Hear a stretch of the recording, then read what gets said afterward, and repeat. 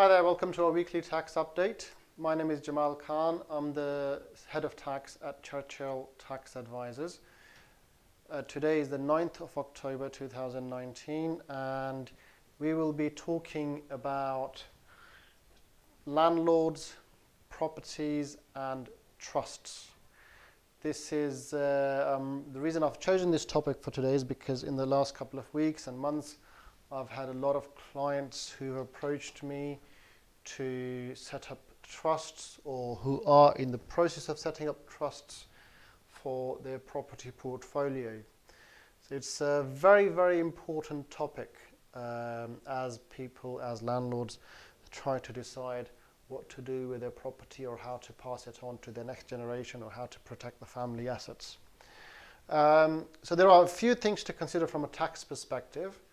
There are a lot of misconceptions about trusts.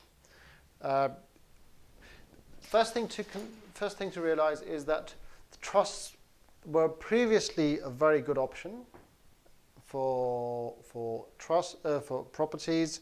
However, since the 2006 and subsequent years, the rules have been tightened. And for larger estates, the trusts are somewhat problematic, or should I say prohibitive. The government doesn't want people to set up trusts as they used to before. So the first thing to consider is what happens when you set up a trust. What are the implications? So if we say this is a trust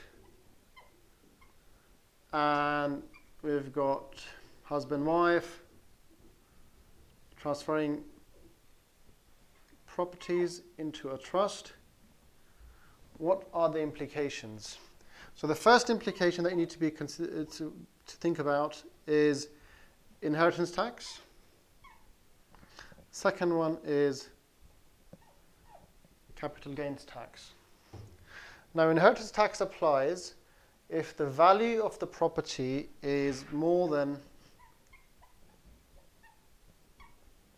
£325,000 above £325,000 per set law. So if there's two of them, that can be 650. So up to 325,000, or for two people, it's up to £650,000. There is no inheritance tax charge because that's within the exempt amount. The next point to consider is, so if the properties are worth more than 325,000, I see landlords, clients who have properties worth, say, £30 million, £40 million, £60 million, £100 million, and they come to me, oh, Jamal, we want to set up a trust. And I say to them, why? Is because their friends have done so, or because it's very common, or it's fashion. Everybody wants to set up a trust. No, it's not as easy as it used to be before. So somebody they met on the golf course and he said, oh, I've got a trust, or my granddad had a trust, so I should better set up a trust as well. No, things are different now. Things are very, very different now. So you set up a trust. If it's more than £325,000, if you've got a couple of millions of worth of properties, you're going to have to pay tax at 20% over the value, over the exempt threshold. So this is called a lifetime tax, lifetime charge.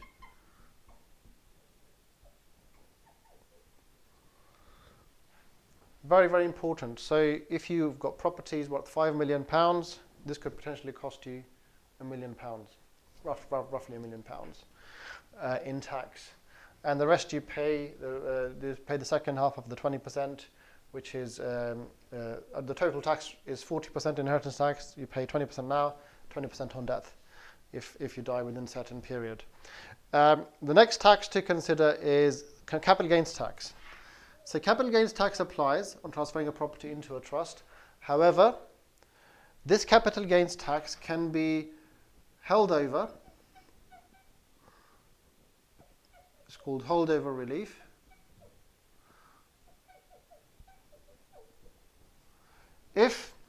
inheritance tax applies.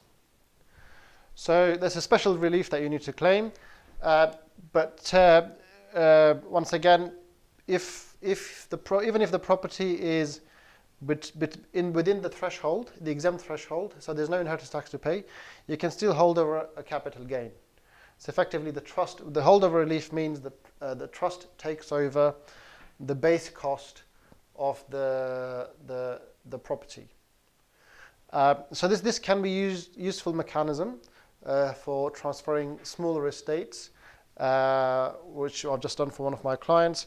You transfer a property into a trust for a child, and you can run the trust for, say, 6 months, 3 months, 6 months, and get the property out of a trust to the child without having to pay any tax, because when the property leaves the trust, you can once again claim holdover relief. It can be a very tax efficient mechanism. A lot of people are not aware of this, but property comes into the trust and goes out of the trust, and we claim holdover relief going in, holdover relief going out. So instead of having to transfer a property direct to the children, we use the trust mechanism. So this could be expensive, and this could be easy or tax efficient. Very, very important lesson in this one, and if done properly, if all the documents are drafted correctly, it can be very, very beneficial. Now, the next point to consider is the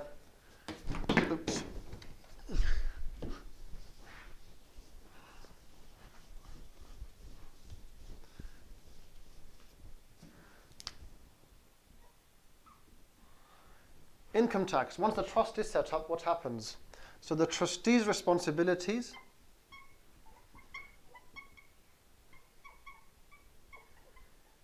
start. Okay, register with HMRC.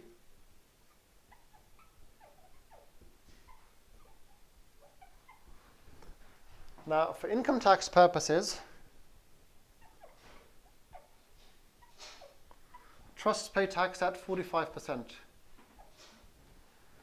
This is the highest rate of tax, and this is why some of the trusts are very prohibitive, because you start paying tax at 45%.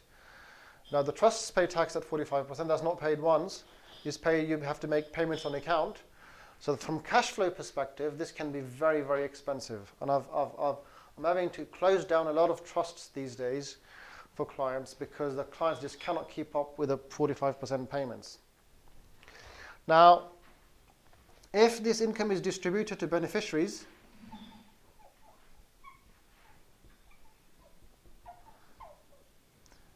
the beneficiaries are, say, basic rate taxpayers. They pay tax at 20%. They can get a tax credit. But first, the trust has to pay its tax. The beneficiaries have to claim a tax credit, and it can be very time consuming. But if the beneficiaries are higher rate taxpayers, then the tax credit is almost nil. So you can end up paying a lot of tax. This can be very, very expensive. The next part to consider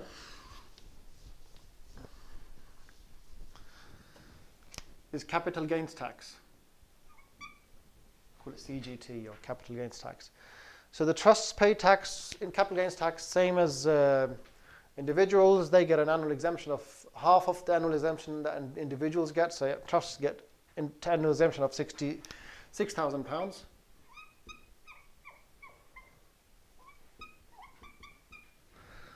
And the rest of the tax rates are roughly similar to what individuals pay. Now, the painful part here with trusts is the tenure charge.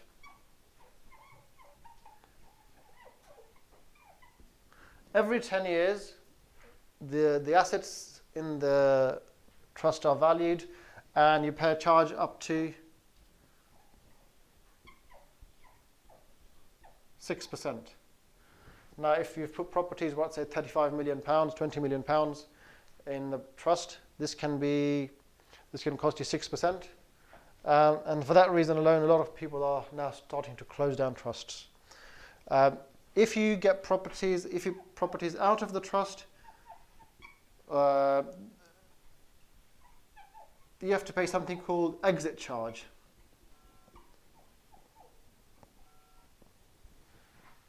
Okay, exit charges depends on how many quarters you've completed between year 0 to year 10. And this, once again, this can be quite expensive. So there are a lot of complications around trusts. As I said, the beneficiaries, and you've got to start funding the 6% charges, the annual income tax charge of 45%. It can be very, very expensive. Now, the question that we have is whether trusts are still worthwhile or not. Is that people should they still be going into trusts or not? So the answer to that depends on, it depends. Answer is, it depends. If it's a small estate, small, I would say 325,000, maybe up to 650, then maybe yes, it's worthwhile. But if it's a large estate, then it can be quite expensive. Depending, there are different types of trusts. There are some trusts that are called trusts, but they're called will trusts. So they only become active when you die, or when somebody dies. And in that case, it doesn't have too much tax. They're not tax efficient as such. But if you're creating a lifetime trust, which is during your life, a trust is created, then you have to be very careful. You have to think of all the tax consequences before you set up that trust. So it's best to take specialist advice. You can call us, you can contact us, you can talk to any advisor if they're familiar with the detailed knowledge of trusts. You can contact us. The telephone numbers are on the screen, or you can go to our website. And if you have any questions, you can always contact us. Thank you very much for watching, and hopefully we'll see you next week.